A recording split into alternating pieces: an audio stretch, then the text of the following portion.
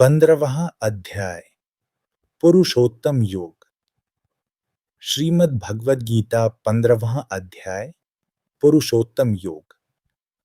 14वें अध्याय में श्लोक 5 से 19 तक तीनों गुणों का स्वरूप, उनके कार्य, उनका बंधन स्वरूप और बंधे हुए मनुष्य की उत्तम, मध्यम आदि गतियों का विस्तार पूर्वक वर्णन किया।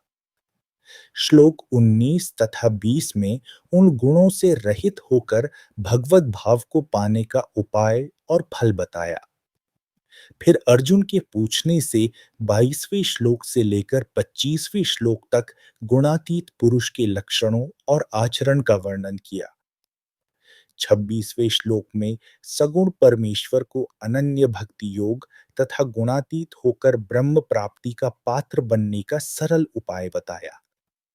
अब वो भक्ति योग रूप अनन्य प्रेम उत्पन्न करने के उद्देश्य से सगुण परमेश्वर के गुण, प्रभाव और स्वरूप का तथा गुणातीत होने में मुख्य साधन वैराग्य और भगवत शरण का वर्णन करने के लिए 15वां अध्याय शुरू करते हैं। इसमें प्रथम संसार से वैराग्य पैदा करने हेतु भगवान 3 श्लोक द्वारा वृक्ष के रूप में संसार का वर्णन करके वैराग्य रूप शस्त्र द्वारा काट डालने को कहते हैं।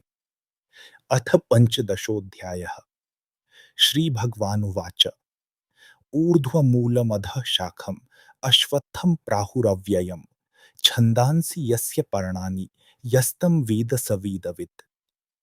श्री भगवान बोले, आदि पुरुष परमेश्वर रूप मूल वाले और ब्रह्म रूप मुख्य शाखा वाले जिस संसार रूप पीपल की वृक्ष को अविनाशी कहते हैं तथा वेद जिसके पत्ते कहे गए हैं, उस संसार रूप वृक्ष को जो पुरुष मूल सहित तत्व से जानता है वह वेद के तात्पर्य को जानने वाला है।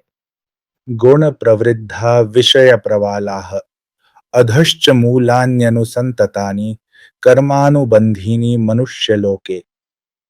उस संसार वृक्ष की तीनों गुणों रूप जल के द्वारा बढ़ी हुई और विषय भोग रूप कोमपलों वाली देव, मनुष्य और तिर्यक आदि योनि रूप शाखाएं नीचे और ऊपर सर्वत्र फैली हुई हैं तथा मनुष्य लोक में कर्मों के अनुसार बांधने वाली अहंता, ममता और वासना रूप जड़ें भी नीचे और ऊपर सभी लोकों में व्याप्त हो रही हैं।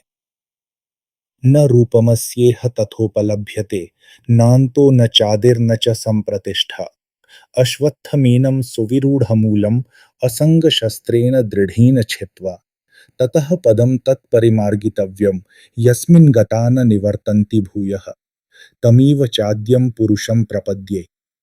यतः प्रवृत्तियाः प्रसूता पुराणी इस संसार वृक्ष का स्वरूप जैसा कहा है वैसा यहाँ विचार काल में नहीं पाया जाता, क्योंकि न तो इसका आदि है और न अंत है तथा न इसकी अच्छी प्रकार से स्थिति ही है।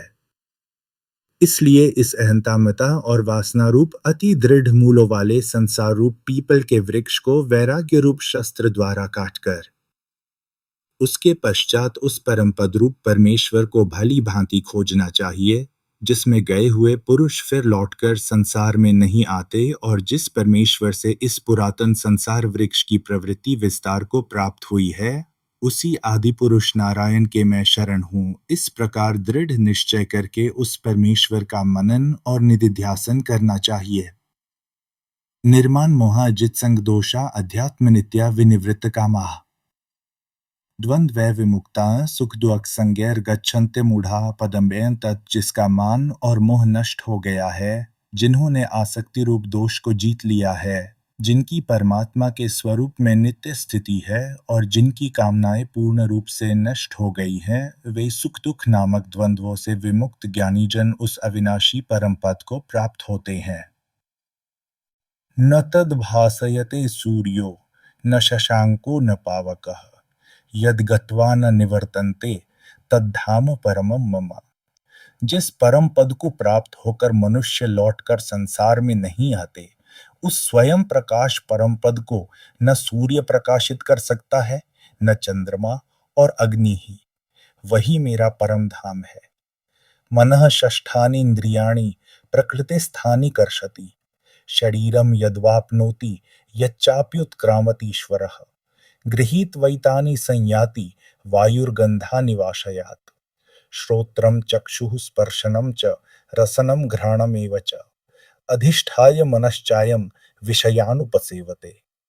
इस देह में यह सनातन जीवात्मा मेरा अंश है और वही इस प्रकृति में स्थित मन और पांचों इंद्रियों को आकर्षित करता है। वायु गंध के स्थान से गंध को जैसे ग्रहण करके ले जाता है, वैसे ही देहादि का स्वामी जीवात्मा भी जिस शरीर का त्याग करता है, उससे इस मन सहित इंद्रियों को ग्रहण करके फिर जिस शरीर को प्राप्त होता है, उसमें जाता है। यह जीवात्मा श्रोत्र, चक्षु और त्वचा को तथा रसना, घ्राण और मन को आश्रय करके अर्थात इन सबके सहारे से ही विषयों का सेवन करता है। उत्क्रामंत स्थितं वापि भुञ्जान वा गुणान्वितम्। विमूढ़ा नानुपश्यन्ति ज्ञान चक्षुषः शरीर को छोड़कर जाते हुए को अथवा शरीर में स्थित हुए को अथवा विषयों को भोगते हुए को इस प्रकार तीनों गुणों से युक्त हुए को भी अज्ञानी जन नहीं जानते। केवल ज्ञान रूप नेत्रों वाले विवेकशील ज्ञानी ही तत्व से जानते हैं। यतन्तो योगिनश्चैनं पश्यन्त्यात्मन्यवस्थितम्। यतन्तोप्यकृतात्मानो नैन पश्यन्त चेत सह यत्न करने वाले योगी जन भी अपने हृदय में स्थित इस आत्मा को तत्व से जानते हैं, किंतु जिन्होंने अपने अंतःकरण को शुद्ध नहीं किया है, ऐसे अज्ञानी जन तो यत्न करते रहने पर भी इस आत्मा को नहीं जानते। यदादित्यक्तं तेजो जगद्भास्यते खिलम्। यच्चंद्रमसि यच्चाग्नो तत्तेजो विद्धि मामकम। सूर्य में स्थित जो तेज संपूर्ण जगत को प्रकाशित करता है तथा जो तेज चंद्रमा में है और जो अग्नि में है, उसको तू मेरा ही तेज जान। गामा विश्व च भूतानि धारयाम्यह मोजसा। पुष्णामि चौष्टियः सर्वाः सोमो भूत्वा रसात्मकः।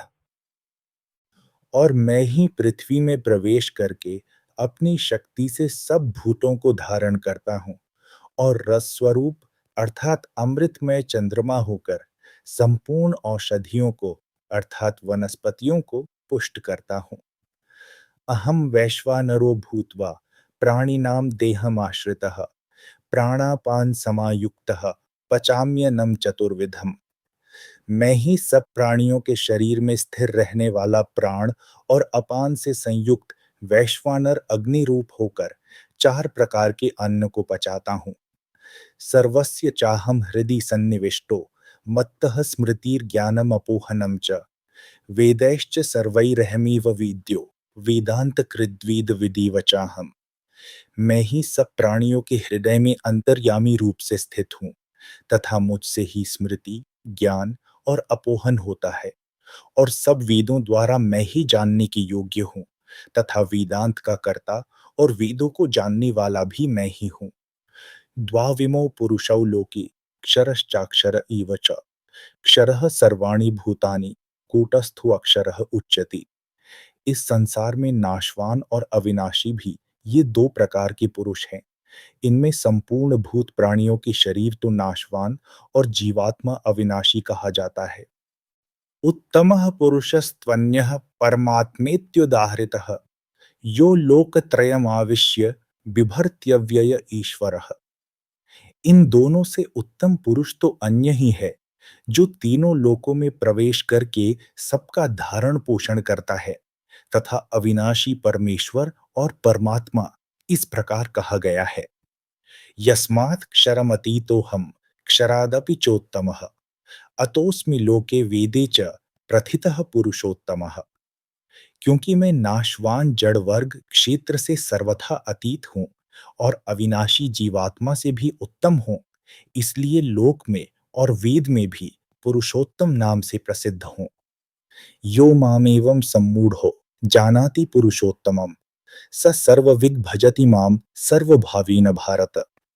भारत, जो ज्ञानी पुरुष मुझको इस प्रकार तत्व से पुरुषोत्तम जानता है, वह सर्वज्ञ पुरुष सब प्रकार से निरंतर मुझ वासुदेव परमेश्वर को ही भजता है। इति गुह्यतमं शास्त्रमिदं उक्तं मया नघ एतद् बुद्ध्वा बुद्धिमान् स्यात् कृतकृत्यश्च भारत। हे निष्पाप अर्जुन, इस प्रकार यह अति रहस्य युक्त गोपनीय शास्त्र मेरे द्वारा कहा गया। इसको तत्व से जानकर मनुष्य ज्ञानवान और कृतार्थ हो जाता है। ओम तत्सदिति श्रीमद्भगवद्गीतासूपनिषत्सु ब्रह्म विद्यायां योग शास्त्रे श्री कृष्ण अर्जुन संवादे पुरुषोत्तम योगो नाम पंचदशोऽध्यायः। इस प्रकार उपनिषद, ब्रह्म विद्या तथा योग शास्त्र रूप श्रीमद् भगवद गीता के श्री कृष्ण अर्जुन संवाद में पुरुषोत्तम योग नामक 15वां अध्याय संपूर्ण हुआ।